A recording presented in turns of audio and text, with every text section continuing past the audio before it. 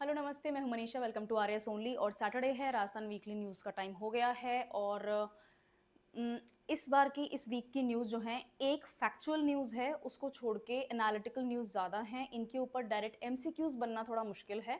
ऐसा नहीं है कि पॉसिबल नहीं है, बट हाँ, चांसेस कम है। हो सकता है कि इन न्यूज़ को यूज़ करके आपके मेंस का पार्ट बन सके।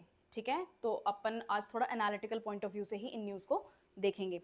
स्टार्ट करते हैं। First news, government of Rajasthan ने एक और सोलर पार्क बनाने के लिए 4,000 हेक्टेयर की लैंड अलॉट की है। ठीक है ना, ऑलमोस्ट 4,000 हेक्टेयर की लैंड अलॉट की है। इसमें क्या होगा, एक सोलर पार्क बनाया जाएगा। सिंपल सा अपन लैंग्वेज में देखते हैं। ठीक है ना, एक सोलर पार्क ऑलरेडी राजस्थान में एक बहुत बहुत विशाल सोलर पार्क एग्जिस्ट करता है जोधपुर में, है ना, भादला सोलर पार्क। मेरा प्रोनाउंसिएशन अगर गलत है तो I am extremely sorry for that. ठीक है, वो दुनिया के सबसे बड़े सोलर पार्क्स में से एक है। एक टाइम पे वर्ल्ड्स लार्जेस्ट था, अभी वर्ल्ड्स लार्जेस्ट नहीं है। कुछ लिस्ट में उसको टॉप 10 में बताते हैं, कुछ लिस्ट में 8 या 9 सॉरी 11th रैंक बताते हैं। ऑलरेडी वर्ल्ड में लार्जेस्ट सोलर पार्क चाइना में कंस्ट्रक्ट होना स्टार्ट हो गया है इस वक्त। अगर फुल कैपेसिटी यूज की जाए तो भादला सोलर पार्क अभी भी सबसे बड़ा है। Anyway, I digress. तो गवर्नमेंट ने लैंड एलोकेट करी है कहाँ पर, जैसलमेर के विलेज बुडाना में, नाचना तहसील में। अब वो नाचना तहसील है, नाचना तहसील है, नचन तहसील है, again I am sorry, RRVONL को दी है।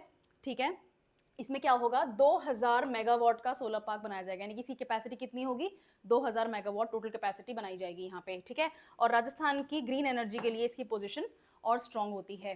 राजस्थान में कितने दिन धूप पड़ती है, 300 से 325 दिन साल के धूप पड़ती है। और इन डिस्ट्रिक्ट्स में एक अच्छा एनवायरमेंट बनता है सोलर पावर पैदा करने के लिए। और जहाँ सोलर होती है ना, वहाँ विंड भी हो सकती है।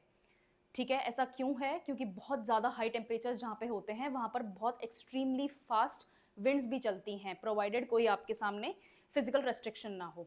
एनीवे, तो ये जो 2000 मेगावाट कैपेसिटी है, ये one of the largest solar park होने वाला है इंडिया का। ठीक है, और इससे राजस्थान के जो रिन्यूएबल एनर्जी टारगेट्स हैं उनको भी अचीव करने में हेल्प मिलेगी। राइट, 2007 लैंड रेवेन्यू रूल्स के अनुसार गवर्नमेंट अपनी लैंड को कंसेशनल रेट्स पे अलोकेट कर सकती है रिन्यूएबल प्रोजेक्ट्स के लिए। और राजस्थान रिन्यूएबल एनर्जी पॉलिसी 2023, इसके जो बेसिक फैक्ट्स हैं ये आपको पॉलिसी के आने चाहिए। हमारा टारगेट क्या है, कब तक हमें वो टारगेट अचीव करना है, कहाँ कहाँ से वो टारगेट हमें अचीव करना है, कौन कौन सी पॉलिसी, कौन कौन से डिपार्टमेंट्स इसमें इन्वॉल्व हैं, ये सब आपको पॉइंट्स इसके हिसाब से लर्न करने हैं। ठीक है, मैंने यहाँ इंक्लूड नहीं किया है बिकॉज वो दूसरा टॉपिक है। मैं एक सेपरेट वीडियो वैसे भी एनर्जी के ऊपर, राजस्थान के एनर्जी के ऊपर लेकर आने वाली हूँ, बट यहाँ पर मैंने उसको एज अ हिंट मेंशन किया है। ठीक है, इकोनॉमिक इंपैक्ट, अब इतने बड़े सोलर प्लांट्स लगेंगे तो ऑब्वियस सी बात है कि हम अपनी बिजली खुद पैदा कर पाएंगे। तो दूसरे स्टेट से जो हमें बिजली खरीदनी पड़ती है, जो कि हाइड्रो पावर होती है या फिर कोल एनर्जी होती है, हमें उनके लिए पैसे नहीं देने पड़ेंगे, हमारा स्टेट का रेवेन्यू बचेगा। उसके अलावा इतना बड़ा इन्वेस्टमेंट स्टेट में आएगा, सोलर इंफ्रास्ट्रक्चर क्रिएट होगा, लोगों को जॉब्स मिलेंगी। ठीक है, ये सारे पॉइंट्स इसमें हैं। एम्प्लॉयमेंट जनरेशन होगा, डिपेंडेंसी कोल बेस्ड पावर की मैंने आपको पहले ही बता दिया। राइट, तो this is a good news. उसके अलावा एनवायरमेंट का इम्पैक्ट भी है।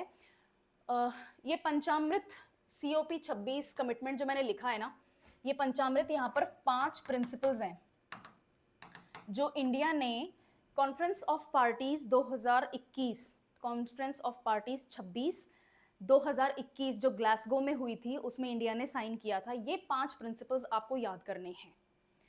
ठीक है, ये आपके एनवायरमेंट और इकोलॉजी का टॉपिक है। वहाँ के एनवायरमेंट और इकोलॉजी के टॉपिक के अंदर जो करंट अफेयर्स वगैरह वाले पॉइंट्स आते हैं, स्कीम्स आती हैं, पॉलिसीज आती हैं, सस्टेनेबल डेवलपमेंट गोल जो सेटिस्फाई होता है, क्लाइमेट चेंज वाला, वो उसका पॉइंट है। लेकिन ये आपके लिए इंपॉर्टेंट है, ये आपको आना चाहिए।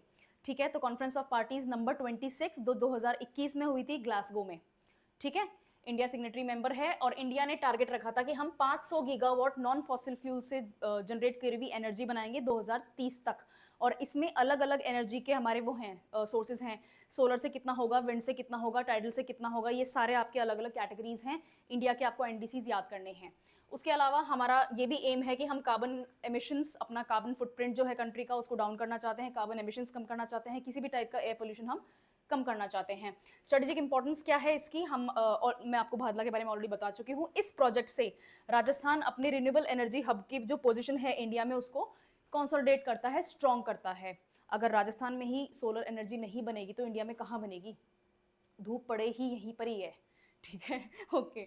राजस्थान में न्यू लैंड अलॉटमेंट पॉलिसी आई है जो कि इन्वेस्टमेंट रूल्स के साथ में लिंक कर दी गई है। इसमें 5-6 रूल्स हैं, आपको रटने हैं उन रूल्स को। लेकिन समझते हैं कि वो ऐसा किया क्यों गया है। ठीक है, सबसे पहले कुछ रूल्स में से एक रूल तो ये है कि जो कोई भी बिजनेस लैंड चाहता है, ठीक है, लैंड के ऊपर ही बिजनेस होता है और कहाँ होएगा, राइट?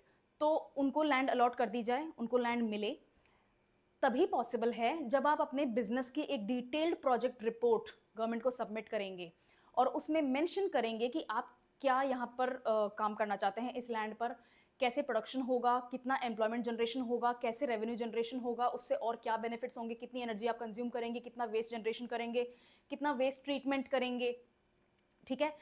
जो एक प्रोजेक्ट रिपोर्ट में जितनी भी ज़्यादा इमेजिनरी जानकारियां होनी चाहिए ना, आपका पैसा आएगा कहाँ से, आप कितना रेवेन्यू जनरेट करने वाले हो, वापस कैसे बैंक्स को दोगे, ये सब कुछ एवरीथिंग इस रिपोर्ट में मेंशन होना चाहिए। ये रिपोर्ट अब आपको सरकार को मैंडेटरी कर दी गई है देना, ठीक है।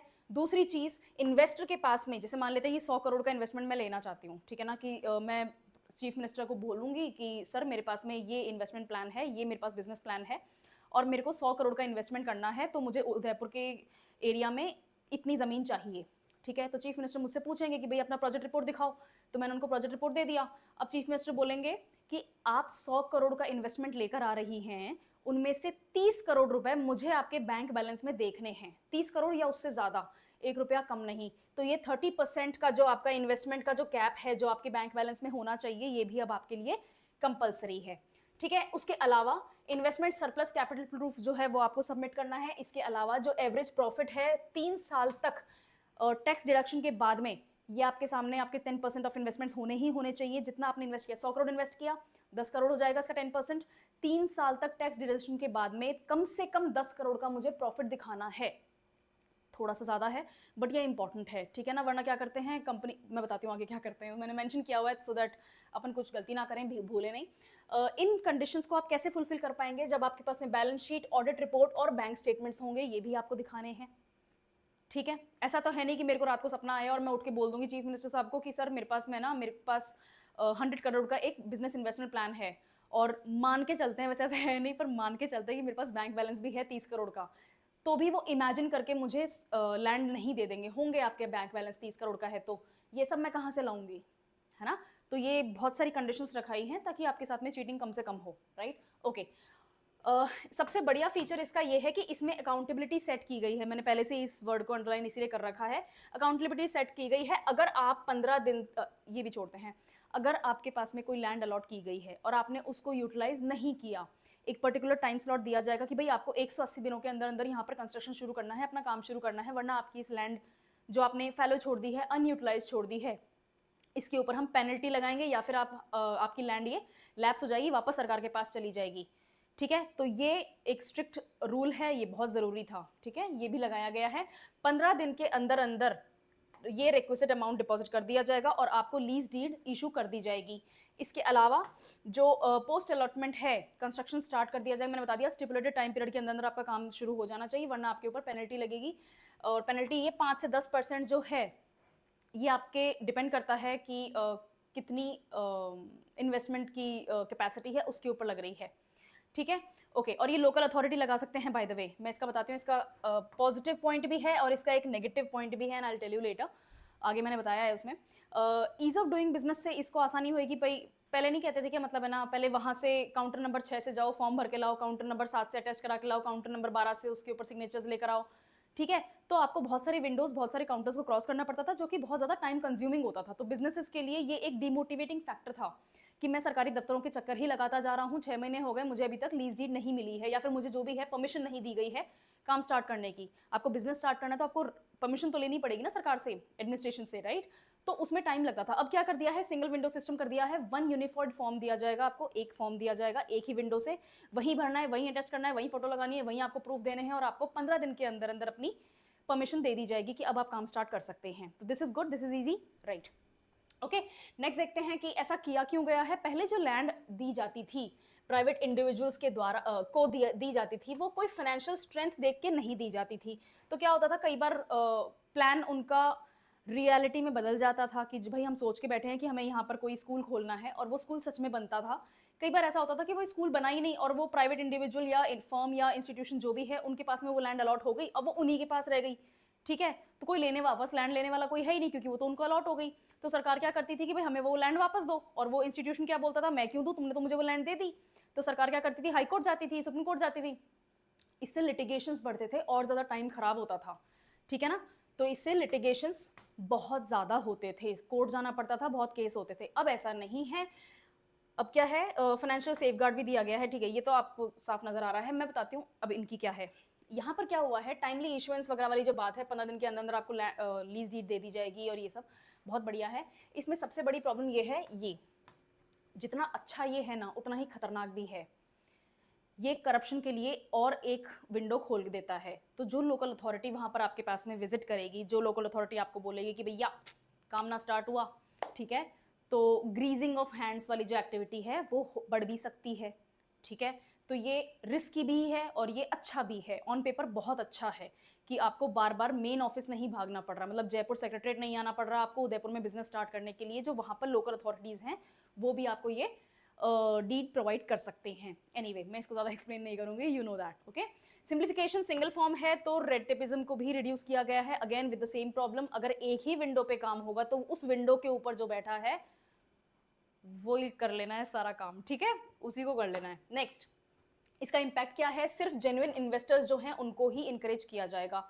कुछ ऐसे इन्वेस्टर्स होते हैं जो सोच के बैठते हैं कि मैं फलानी जगह मुझे लैंड मिल जाएगी, कल को कुछ अपन बिजनेस खोल लेंगे, और लैंड अलॉट हो जाया करती थी, ठीक है। अब ऐसा नहीं है, कितने सारे रूल्स आ गए हैं, कितने सारे आपको कैटेगरीज को फुलफिल करना पड़ेगा, तभी आपको वो लैंड अलॉट होगी, राइट। तो जो सच में इन्वेस्ट करना चाहता है, जिसके पास में सच में वो कैपिटल है, वो प्लान है, वो प्रोजेक्ट का आइडिया है, वो ही यहाँ पर अब इंटरेस्ट लेने वाले हैं, ठीक है। उसके बाद में जो लैंड होर्डिंग होती थी, मैंने आपको एग्जांपल दिया ना, लैंड अलॉट हो गई और बस मूड चेंज हो गया, या फिर जो मेरा इन्वेस्टमेंट प्लान था मैंने किसी और स्टेट में किसी और काम में लगा दिया, तो ये लैंड तो मेरे पास पड़ी रह गई ना। तो लैंड की होर्डिंग होती थी, और फिर क्या होता था, जब स्टेट गवर्नमेंट या फिर सेंट्रल गवर्नमेंट कोई वहां से आसपास कोई हाईवे या फिर रिंग रोड या फिर इस तरह का प्रोजेक्ट निकालते थे ना, तो उस लैंड की वैल्यू बढ़ जाती थी और फिर वो उसको प्लॉट के टुकड़े काट के बांट के बेच देते थे। तो ये एक तरीके का फ्रॉड होता है। आपने हमें क्या कह के लैंड ली और अब आप क्या कर रहे हो उस लैंड का, तो ये सब काम अब रुक जाएगा, ठीक है। स्पेक्यूलेटिव मिसयूज मैंने आपको ऑलरेडी दे दिया, प्लॉट काट के रेजिडेंशियल हाउसिंग को बेच देना, ओके। फिर इससे गवर्नेंस स्ट्रेंथन होती है, ट्रांसपेरेंट होती है, राजस्थान को अट्रैक्टिव बनाती है इंडस्ट्रियल और इंफ्रास्ट्रक्चरल इन्वेस्टमेंट के लिए, ठीक है, ये अपन समझ ही चुके हैं। नेक्स्ट न्यूज़ देखते हैं। एजुकेट गर्ल्स ग्लोबली करके एक एनजीओ है, उनको रेमॉन मैग्सेसे अवार्ड से सम्मानित किया जाएगा 5 नवंबर को। डेट कहाँ गई, सॉरी 7 नवंबर को ये रही, ठीक है। और मेट्रोपॉलिटन थिएटर नाम की एक जगह है मैनिला में, वहाँ पर उनको सम्मान दिया जाए। मैनिला क्या है, मैनिला एक कैपिटल का नाम है। कौन से देश की कैपिटल है, द फिलीपींस। द फिलीपींस कहाँ पर है, साउथ चाइना सी में आइलैंड कंट्री है, ठीक है ना, बहुत सारे आइलैंड्स हैं और वो सारे मिलके द फिलीपींस बनाते हैं। सिर्फ फिलीपींस नहीं होता, द फिलीपींस होता है, उनकी कैपिटल है मनीला, उन्हीं की ये मेजर सिटी भी है, ठीक है। वहाँ पर ये अवार्ड दिया जाएगा। किसने फाउंड किया था, 2007 में सफीना हुसैन नाम की महिला हैं, उन्होंने ये फाउंड किया था। ये बेसिक फैक्ट है, ये आपको याद करना पड़ेगा। रेमॉन मैग्सेसे अवार्ड पहली बार भारत के किसी ऑर्गेनाइजेशन को दिया जा रहा है, पहले इंडिविजुअल्स को दिया गया हुआ है, ठीक है ना। बहुत से इंडिविजुअल्स हैं, बहुत सारे लोग हैं, अरुणा रॉय हो गए, आपकी मदर टेरेसा हो गई, एक जर्नलिस्ट है रवीश कुमार नाम से, वो हो गए, इन सबको ये अवार्ड्स मिले हुए हैं, लेकिन ये इंडिविजुअल्स हैं। फर्म को, किसी ऑर्गेनाइजेशन को, किसी ग्रुप को पहली बार मिल रहा है, ठीक है। अब ये जो एनजीओ है प्राइमरीली पाली में ही काम करता है, पाली के गांव में ही काम करता है। 2011 से 2023 तक जालौर डिस्ट्रिक्ट में भी इन्होंने काम किया है। पाली के कौन कौन से विलेजेस में ये एक्टिव हैं, अब क्योंकि यहाँ पर एक्सेट्रा लिखा हुआ है इसलिए आपको ये विलेजेस याद करने की जरूरत नहीं है। अगर 5-6 विलेजेस ही होते तो वो विलेजेस आपके लिए याद करना इंपॉर्टेंट हो जाता। बी दैट एज में फिर भी दाग, दावरी, धामली, भंवरी, दयालपुरा, रोहत, रायपुर, जटारान, ये जो भी विलेजेस हैं पाली डिस्ट्रिक्ट में फॉल करते हैं, यहाँ पर ये एनजीओ एक्टिव है।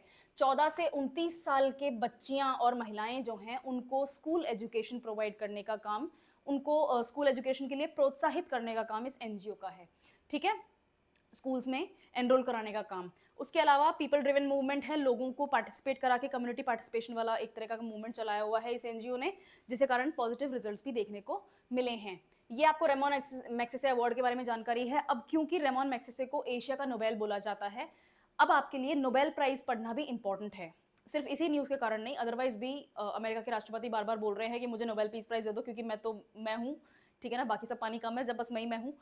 तो क्योंकि उन्होंने इतनी बार इस बात को बोला है तो नोबेल प्राइज आपके लिए इंपॉर्टेंट है। सिर्फ पीस प्राइज नहीं, नोबेल और भी कैटेगरीज में मिलता है, लिटरेचर में मिलता है, बायो में मिलता है, फिजिक्स में मिलता है, बायोटेक्नोलॉजी में मिलता है, ठीक है।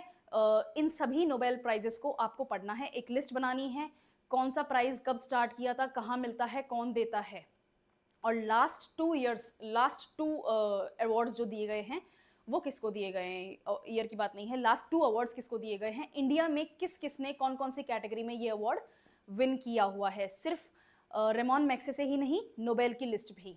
ठीक है, ओके। ये एक्सप्लेन करने का नहीं है, ये बहुत बेसिक पॉइंट है रेमॉन मैग्सेसे अवार्ड के बारे में। एजुकेट गर्ल्स ग्लोबली, मैं आपको पहले बता चुकी हूँ, 2007 में सफीना हुसैन जी ने इसको स्टार्ट किया था। एनरोलमेंट यानी कि स्कूल में एडमिशन, रिटेंशन यानी कि स्कूल में ठहरना, पढ़ना, साल पूरे करना, और लर्निंग, आपने स्कूल में एडमिशन भी ले लिया, स्कूल जाते भी रोज हैं, लेकिन कुछ सीखना भी तो है। ये तीनों काम रिमोट एरियाज की लड़कियों और महिलाओं के लिए ये काम इस एनजीओ का एक्टिव है। ठीक है, ये एनजीओ इसी काम में है, राइट। और गवर्नमेंट डिपार्टमेंट्स और कम्युनिटी नेटवर्क्स के साथ में पार्टनरशिप करके ये एनजीओ काम करता है। अब इसके बाद में है अपने पास में सूर्य मुफ्त घर बिजली योजना, जो प्रधानमंत्री ने स्टार्ट करी थी, और राजस्थान में, हाँ, मुख्यमंत्री मुफ्त बिजली योजना चल रही है वो। अब मुख्यमंत्री मुफ्त बिजली योजना और प्रधानमंत्री की सूर्य मुफ्त घर बिजली योजना, ये दोनों को कंबाइन करके राजस्थान ने इसका स्कोप बढ़ा दिया है। वो सेंट्रल स्कीम है और ये स्टेट की स्कीम है। ठीक है, देखते हैं अब इसमें क्या किया है। प्राइम मिनिस्टर सूर्य घर स्कीम जो है, इसमें 150 यूनिट फ्री इलेक्ट्रिसिटी दी जाएगी। ठीक है, आपको सोलर लगाना है और 150 यूनिट फ्री इलेक्ट्रिसिटी रख लेनी है। सिंपल फैक्ट बताती हूँ। ठीक है, अब इसमें पैसे दिए जाएंगे, भाई घर पे सोलर लगाओगे तो घर पे सोलर लगाने के लिए पैसे तो मिलने चाहिए ना, महंगा होता है सोलर। ठीक है, तो भारत सरकार सभी कंज्यूमर्स को भारत सरकार देगी 33,000 रुपए और राज्य सरकार देगी 17,000 रुपए, ताकि वो अपने रूफटॉप पे सोलर प्लांट को इंस्टॉल कर सकें, सोलर सिस्टम को इंस्टॉल कर सकें। ठीक है, प्रधानमंत्री सूर्य घर मुफ्त बिजली योजना के तहत। इसके अलावा जो भी रूफटॉप इंस्टॉलेशंस हैं,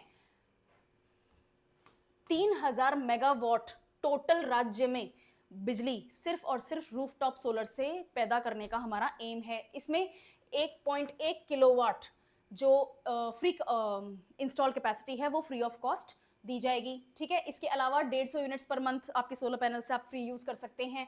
11 लाख बेनिफिशियरीज जो chief minister free electricity scheme के अंदर आते हैं, उनको भी 150 यूनिट पर मंथ फ्री दे दी जाएगी। और यहाँ पर भी सेम 1.1 किलोवाट वाला आपका फिगर है। ठीक है, इसके बाद में ऐसी कैटेगरीज जिनकी खुद की छत नहीं होती, किसकी नहीं होती, एक बहुत ही इजी सा एग्जांपल देती हूँ। जो लोग फ्लैट्स में रहते हैं, अपार्टमेंट्स में रहते हैं, उनकी खुद की छत नहीं होती।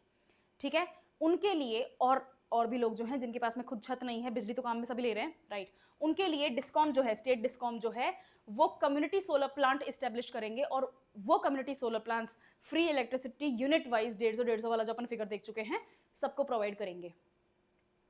ठीक है, बहुत इजी है, 3 ही कैटेगरीज हैं। Very good, right. नेक्स्ट देखते हैं पॉलिसी बैकग्राउंड। अब ये सूर्य घर स्कीम जो है प्रधानमंत्री की, इसको आपको डिटेल में पढ़ना है, और मुख्यमंत्री फ्री इलेक्ट्रिसिटी स्कीम, इसको भी आपको मुफ्त में नहीं, सॉरी, डिटेल में पढ़ना है।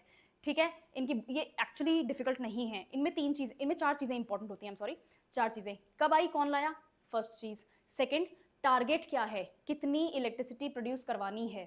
थर्ड चीज, कौन प्रोड्यूस करेगा, कहाँ से प्रोड्यूस करेगा, और उसको क्या सब्सिडी दी जा रही है। और चौथी चीज, अगर एक्स्ट्रा इलेक्ट्रिसिटी प्रोड्यूस होती है तो उसका क्या किया जाएगा। ये दोनों ही स्कीम्स में ये 4 पॉइंट्स आपको एक टेबल बनानी है, 4 पॉइंट्स लिखो, उसके बाद में सूर्य मुफ्त घर बिजली योजना लिखो, और उसके बाद में चीफ मिनिस्टर वाली योजना लिखो, और इन चारों को पॉइंट्स को टेबल में फिल कर दो और 3 बार इस टेबल को पढ़ लो, ये याद हो जाएगा। ये इंपॉर्टेंट है। ठीक है, सूर्य घर सूर्योदय योजना जो है मेन, उसके ऊपर डायरेक्ट क्वेश्चन आपका 2023 का प्री में आया हुआ है।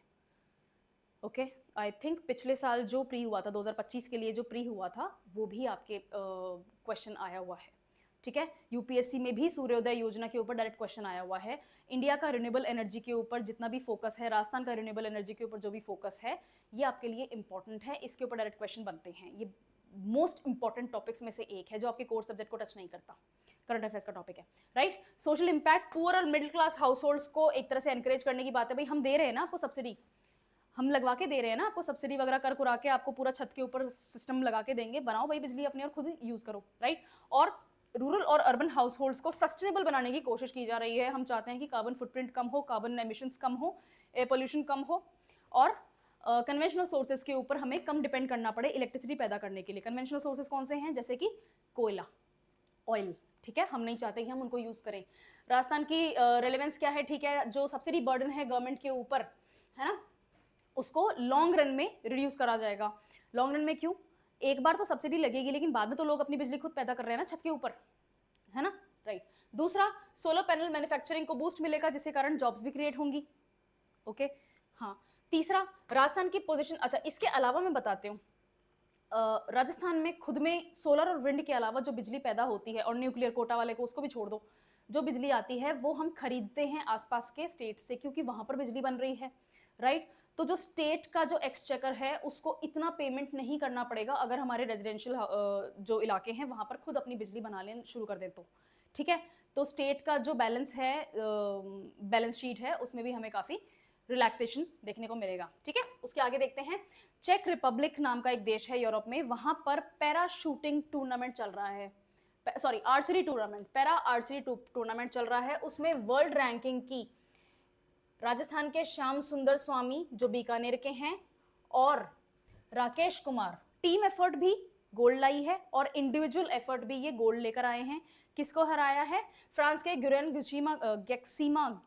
गैक्सीमा को हराया है। आई एम सॉरी अगर मैं आपका नाम गलत प्रोनाउंस कर रही हूँ तो।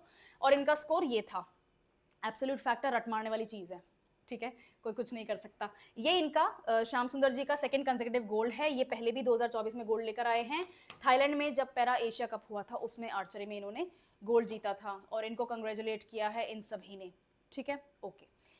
नेक्स्ट न्यूज़ देखते हैं। अब वो न्यूज़ मैम इतनी जल्दी कौन बोलता है, उसमें कुछ पढ़ाने का नहीं है, ठीक है ना, उसमें आपका सिर्फ और सिर्फ फैक्ट है। ये दोनों नाम आपको याद करने हैं, कहाँ पर लाए हैं गोल्ड, कब लाए हैं गोल्ड, किसके साथ मिलकर लाए हैं गोल्ड। दूसरे राजस्थान के शूटर हैं धानाराम गोदारा, और इंडिया के हरविंदर सिंह, जो कि मुझे लग रहा है नाम से या तो पंजाब के हैं या हरियाणा के हैं। इन्होंने रिकर्व टीम इवेंट में भी गोल्ड जीता है, ठीक है। ये दो फैक्ट्स आपको याद करने हैं। अब इसमें मैं समझाने का कुछ नहीं है, ठीक है, ये आपको याद करने हैं। स्पोर्ट्स लिखो और फील्ड लिखो, उसके बाद में लिखो कि कौन सा टूर्नामेंट हुआ, फिर लिखो कि गोल्ड आया, सिल्वर आया या ब्रॉन्ज आया, और किसने जीता, ठीक है। टेबल बनी हुई है, मैं हर बार स्पोर्ट्स की न्यूज़ लेकर आती हूँ, एक पर्टिकुलर टेबल बना लो, है ना, पेपर पे, और बस उसको फिल करते जाओ। नेक्स्ट न्यूज़ देखते हैं। राजस्थान गवर्नमेंट ने new urban land allocation policy लागू करी है, इम्प्लीमेंट लागू कर दी है, ठीक है। अब ये पॉलिसी क्या है, इसमें सिर्फ लिमिटेड लाई हूं मैं, नेक्स्ट वीक लेकर आऊंगी कि हर और तरीके के बिजनेसेस को कितनी लैंड मिलेगी, कैसे मिलेगी, क्या उनको कंसेशनल कैप दिया जाएगा। आज सिर्फ अपन होटल्स, रिसोर्ट्स, टूरिस्ट सेंटर्स और इनके बारे में बात करेंगे, ठीक है। होटल्स वगैरह के लिए 100 करोड़ जो पहले इन्वेस्टमेंट इनकी शिप हुआ करती थी, उसको रिड्यूस करके 50 करोड़ कर दिया है कि आप होटल बनाना चाहते हैं तो पहले क्या होता था, मिनिमम 50 करोड़ 100 करोड़ आपका इन्वेस्टमेंट प्लान होना चाहिए था, तभी सरकार आपको जमीन देगी। अब क्या है, अगर आपका प्लान 50 करोड़ या 50 करोड़ से ऊपर का जितना भी है, आपको एक लैंड प्रोवाइड कर दी जाएगी, ठीक है। और पहले कितना मिलता था, 2000 स्क्वायर मीटर मिलता था, अब आपको 3000 स्क्वायर मीटर दिया जाएगा। उसके अलावा रिसोर्ट अभी भी 50 करोड़ के ऊपर ही है, पहले 50 करोड़ के ऊपर थे, और इनका एरिया बढ़ा के 10,000 स्क्वायर मीटर कर दिया गया है। रिसोर्ट को ज्यादा जगह चाहिए होती है ना, बढ़िया, ठीक है। अब इसमें क्या है, registered social religious charitable institutions, trust और प्राइवेट इन्वेस्टर्स जो हैं उनको 40% तक की कंसेशनल कैप दी गई है, ठीक है। इसके अलावा अगर इनको और ज्यादा कंसेशन चाहिए तो मुख्यमंत्री और सरकार खुद डिसाइड करेंगे कि इनको ये कंसेशन 40% के ऊपर देनी है या नहीं देनी है। 40% इनको दे दी गई है। तो ये लिस्ट आपको, ये नेम्स आपको याद करने हैं, ठीक है। इसके अलावा, ठीक है, ये बियॉन्ड वाला तो चीफ मिनिस्टर खुद डिसाइड करेंगे, गवर्नमेंट और डिपार्टमेंट खुद डिसाइड करेंगे।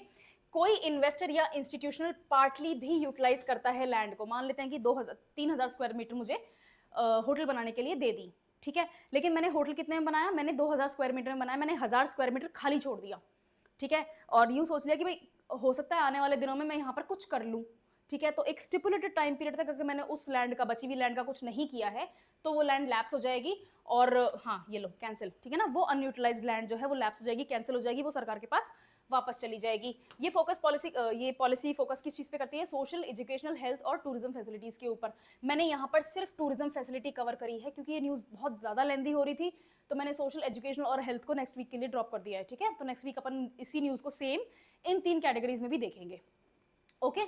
चलो, पॉलिसी का ऑब्जेक्टिव क्या है, ट्रांसपेरेंसी होनी चाहिए और लैंड एलोकेशन की अकाउंटेबिलिटी होनी चाहिए। आपको लैंड में दे भी दूं और उसको यूज भी ना करो और लैंड की होर्डिंग हो जाए, ये सब हम नहीं अलाउ कर सकते। मिसयूज और आर्बिट्ररी एलोकेशन भी नहीं होगा लोकल बॉडीज के द्वारा, और उसके अलावा टूरिज्म को बूस्ट मिलेगा। और ये वाला पॉइंट मुझे बिल्कुल पसंद नहीं आया पर्सनली। होटल्स और रिसोर्ट्स तो बना दिए, लेकिन जो लोग घूमने आ रहे हैं राजस्थान, वो उन होटल्स और रिसोर्ट्स में रहने के लिए नहीं घूमने आ रहे हैं, वो एक्चुअली राजस्थान को देखने आ रहे हैं। तो आपको राजस्थान के जो टूरिस्ट स्पॉट्स हैं उनके ऊपर इन्वेस्ट करना चाहिए, राइट। वहाँ क्लिनलीनेस होनी चाहिए, वहाँ पर रिक्रिएशनल फैसिलिटीज़ होनी चाहिए और रिपेयर होना चाहिए, मतलब बहुत सारी चीज़ें, बहुत सारी प्रॉब्लम्स हैं, राइट। तो उधर ज़्यादा फोकस होना चाहिए, पर ठीक है, ये तब तक चलता है point. Okay, right. Concession regulation मैं आपको समझा चुकी हूँ। एफिशिएंट लैंड यूज अपन देख ही चुके हैं कि भाई जो लैंड आप यूज नहीं करेंगे और वो लैप्स हो जाएगी, कैंसिल हो जाएगी। जितनी लैंड आपको दी गई है उसको स्टिपुलेटेड टाइम पीरियड तक आपको यूज करना है। वाइडर इंपैक्ट है, सोशियो इकोनॉमिक इंफ्रास्ट्रक्चर को बूस्ट मिलता है। उसके अलावा ऑर्डरली अर्बन ग्रोथ होगी। हर कहीं सरकार उठा के लैंड नहीं दे देगी, एक प्रॉपर जगह डिसाइड की जाएगी, ठीक है, वहीं पर आपको लैंड मिलेगी और वहां तक पहुंचने के लिए भी इंफ्रास्ट्रक्चर डेवलपमेंट होगा, तो ये भी स्टेट के लिए एक पॉजिटिव चीज है। नेक्स्ट न्यूज देखते हैं, मिनरल्स के ऊपर है। मिनरल्स के ऊपर क्या है, नेशनल क्रिटिकल मिनरल्स मिशन जो है देश का, उसमें जैसे कोबाल्ट वगैरह, निकल, कॉपर, ये एग्जांपल्स हैं, इनको इंटेंसिवली माइन किया जा रहा है। ये और ये बाय द वे स्टेट के लिए है, अपन राजस्थान की बात कर रहे हैं। नेशनल मिनरल पॉलिसी है एक, लेकिन हम स्टेट के ऊपर फोकस कर रहे हैं। इन्वेस्टमेंट और एम्प्लॉयमेंट जनरेशन के लिए बहुत अच्छा आइडिया है और कहाँ कहाँ यूज होती हैं अभी अपन देखते हैं। मेन चीज, राइट, ये 3 रिजर्व्स इतने हैं राजस्थान में। कॉपर 1.7 लाख टन राजस्थान में है, निकल 9,700 टन है, कोबाल्ट 13,500 टन है। ये जो चीजें हैं ना, ये जो 3 हैं, कॉपर, निकल और कोबाल्ट, ये 3 मोस्ट इंपॉर्टेंट हैं। किस नजर से? ग्रीन एनर्जी, रिन्यूएबल की बात आ गई वापस से, आपके लिए रिन्यूएबल एनर्जी इंपॉर्टेंट है। ईवी बैटरीज, डिफेंस और मॉडर्न टेक्नोलॉजीज में जो सेमीकंडक्टर वगैरह वाले होते हैं ना, इनमें तीनों यूज होते हैं और राजस्थान में इनका भंडार होना बहुत अच्छी चीज है, राइट।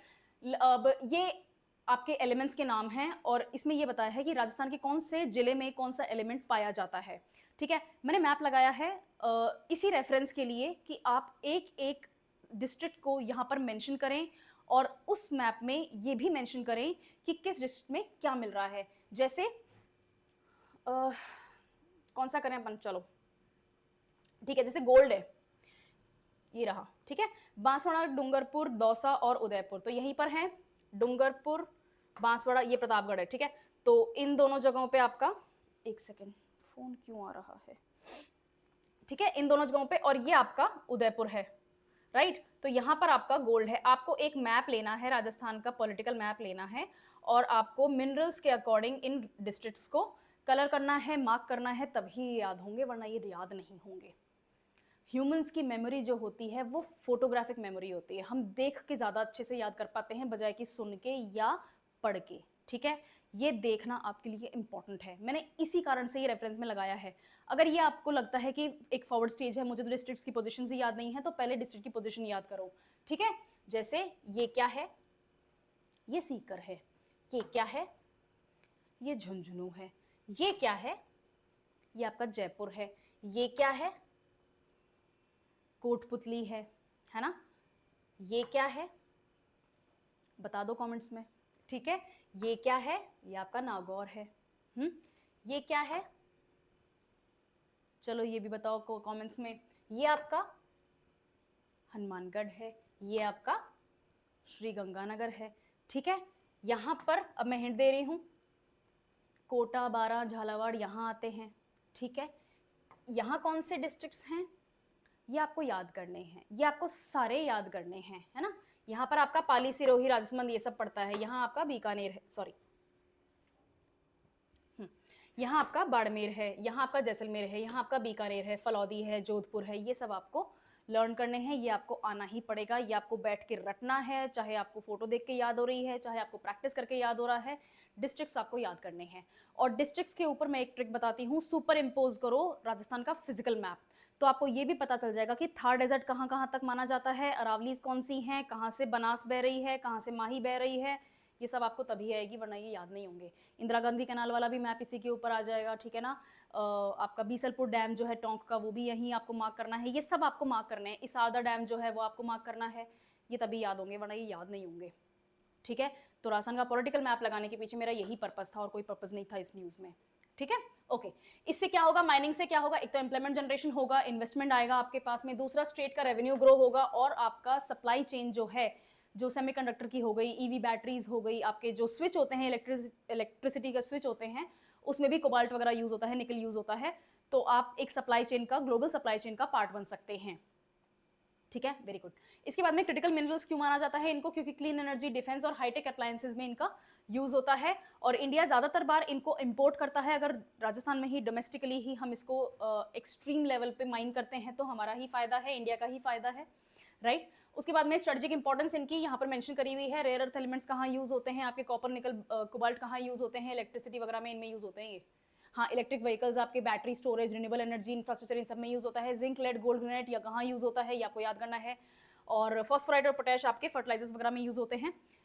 नाइट्रोजन वगैरह भी होते हैं। खैर एनीवे ठीक है। नेशनल क्रिटिकल मिनरल्स मिशन जो है ये आपको याद करना है, कहाँ से एक्सप्लोर होगा, कैसे एक्सप्लोर होगा, कहाँ कहाँ पे पाया जाता है, उसके लिए क्या क्या स्कीम्स आई हैं, क्या क्या पॉलिसीज आई हैं, और गवर्नमेंट और क्या नए स्टेप्स ले रही है, राजस्थान में इनका क्या रोल है, ठीक है। इसके अलावा इकोनॉमिक इंपैक्ट, अगर यहाँ पर इतनी ज़्यादा माइनिंग होगी तो हम FIIs अट्रैक्ट करेंगे, PPP अट्रैक्ट करेंगे, FDI अट्रैक्ट करेंगे, तो ये हमारा ही फ़ायदा है, स्टेट का ही फ़ायदा होने वाला है। यहीं पर हमें डेवलपमेंट देखने को मिलेगा। हमारी ही इकोनॉमी जो है वो रिसोर्स बेस्ड इकोनॉमी होगी, हमारी इकोनॉमी बोरो बेस्ड इकोनॉमी नहीं होगी।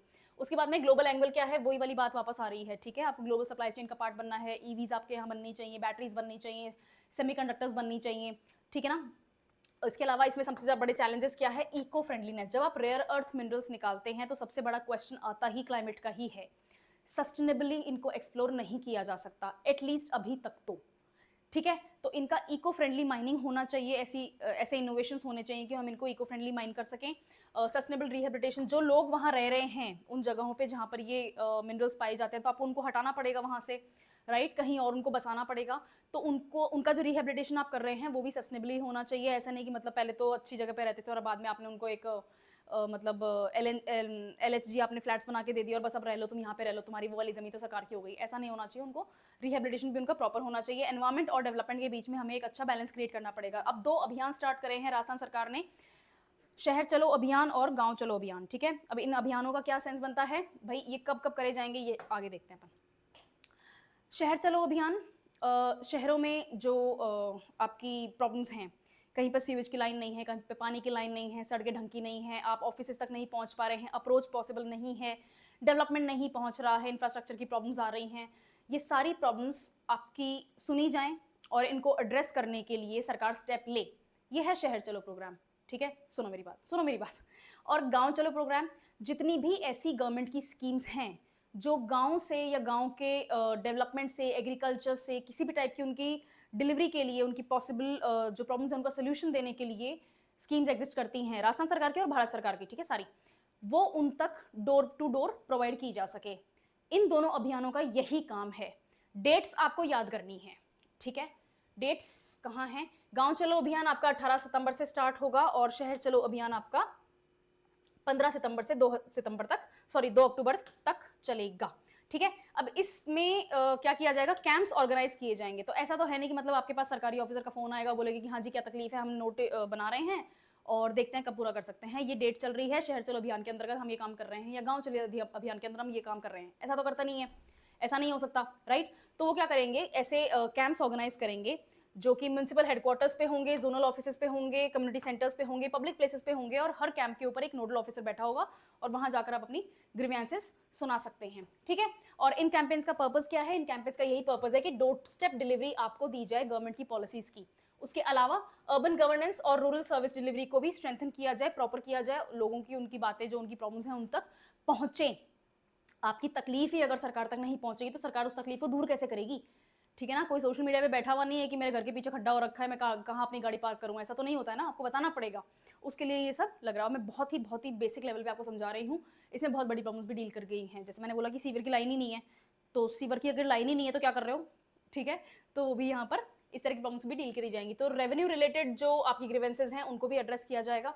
उसके अलावा शहर चलो अभियान में अर्बन फोकस, नाम से ही पता चल रहा है शहर क्या होता है, अर्बन एरियाज होता है। तो वहाँ पर जो सिविक एमिनिटीज़ हैं उनको इम्प्रूव करने की उनको इम्प्रूव करने की कोशिश ज़्यादा की जाएगी। तो जो आपकी सिविक प्रॉब्लम्स हैं वो यहाँ पर एड्रेस की जाएंगी, जैसे रोड हो गया, सीवेज हो गया, सैनिटेशन हो गया, ड्रेनेज हो गया, और जो बेसिक अर्बन इंफ्रास्ट्रक्चर होता है ना, वो भी यहाँ एड्रेस किया जाएगा। NOC इशू किया जाएगा और डिस्पोजल ऑफ रेवेन्यू केसेस भी यहाँ पर डील किए जाएंगे।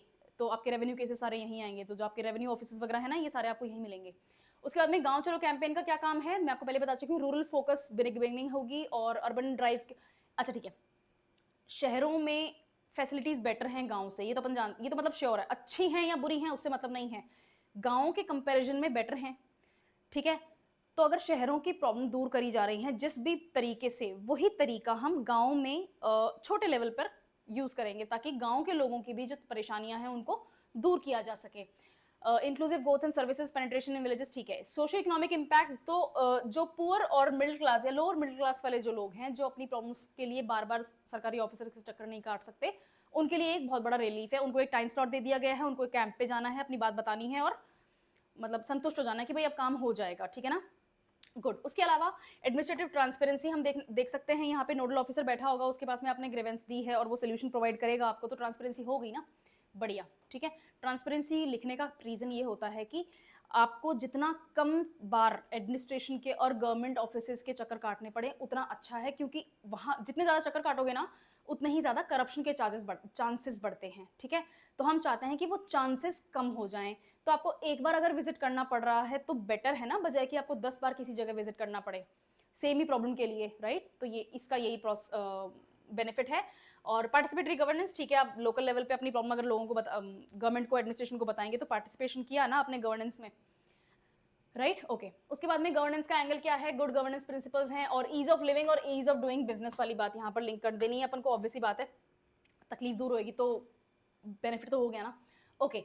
अब राजस्थान सरकार ने एक कोचिंग रेगुलेशन बिल पास किया है, तो अब ये क्या हो गया, कोचिंग रेगुलेशन एक्ट हो गया, ठीक है। हाँ, पूरा नाम क्या है, Rajasthan coaching sector control and regulation bill 2025। इसमें क्या है, इसमें 4-5 पॉइंट्स हैं, बहुत इजी हैं, बहुत इंपॉर्टेंट है, लेकिन बहुत इजी हैं। इजी कैसे हैं, सबसे पहले तो जो कोचिंग इंस्टीट्यूट्स होंगे वो स्टूडेंट्स जो उनके यहाँ एनरोल हो रहे हैं, एनरोलमेंट के वक्त अपनी टोटल फीस उनसे डिमांड नहीं कर सकते। कुछ आपको एनरोलमेंट का टोकन अमाउंट ही मिलेगा, सारी फीस की 1.5 लाख का कोर्स है, 1.5 लाख आज ही लेकर आओ वरना जाओ, ये आप नहीं कर सकते एज अ कोचिंग इंस्टीट्यूट, अब आप ये काम नहीं कर सकते। दूसरी चीज, अगर स्टूडेंट कोचिंग का कोर्स जो है, जैसे 1 साल का कोर्स है, 2 साल का कोर्स है, कोर्स पूरा करे बिना कोचिंग छोड़ देता है, तो जो प्रपोर्शनेट टाइम बचा है उसी अकॉर्डिंग जो बचती है आपकी ट्यूशन फीस, वो आपको स्टूडेंट को वापस रिफंड कर देनी है। तीसरी चीज, 16 साल से कम उम्र के बच्चे कोचिंग इंस्टीट्यूट्स में अब अलाउ कर दिए जाएंगे, एज एन इंडिविजुअल वो एनरोल कर सकते हैं। उसके बाद में रजिस्ट्रेशन मैंडेटरी है, और रजिस्ट्रेशन किसका, कोचिंग इंस्टीट्यूट्स का, उन कोचिंग इंस्टीट्यूट्स का जिनमें 100 या 100 से अधिक बच्चे एनरोल करे हुए हैं। 100 से कम बच्चे अगर आपके इंस्टीट्यूट में हैं तो आपके ऊपर ये बिल लागू नहीं होता, आपको रजिस्टर करने की एज अ कोचिंग इंस्टीट्यूट जरूरत नहीं है, ठीक है। इसके बाद में अगर आप इनमें से किसी भी रूल का वायलेशन करते हैं तो आपके ऊपर पेनल्टी लगाई जाएगी 50,000 या 2 लाख तक की, मिनिमम 50,000, मैक्सिमम 2 लाख रुपए, ठीक है। इसके अलावा राजस्थान कोचिंग रेगुलेटरी अथॉरिटी नाम की एक अथॉरिटी, एक ऑफिस क्रिएट किया जाएगा जो कि इस एक्ट का इम्प्लीमेंटेशन हो रहा है या नहीं वो चेक करेंगे, ओवरसी करेंगे।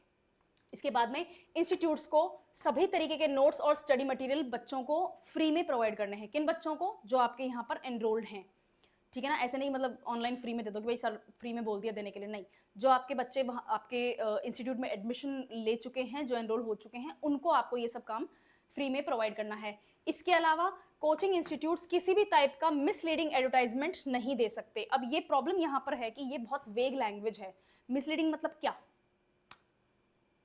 आप ये नहीं बोल सकते कि हाँ 100% गारंटी है तुम पास हो गए होगे, ठीक है, ये मिसलीडिंग एडवर्टाइजमेंट होता है, और भी बहुत तरह के होते हैं, ओके। उसके बाद में 24 घंटे एक हेल्पलाइन बनाई जाएगी बच्चों के लिए, उनके पेरेंट्स के लिए और इंस्टीट्यूट्स के लिए, जो कि कंप्लेंट्स एक तरह से डील कर सकते हैं। किन किन किन की कंप्लेंट्स हो सकती है, बच्चों की हो सकती है, बच्चों के पेरेंट्स की हो सकती है, और इंस्टीट्यूट्स की भी कंप्लेंट्स हो सकती हैं, राइट।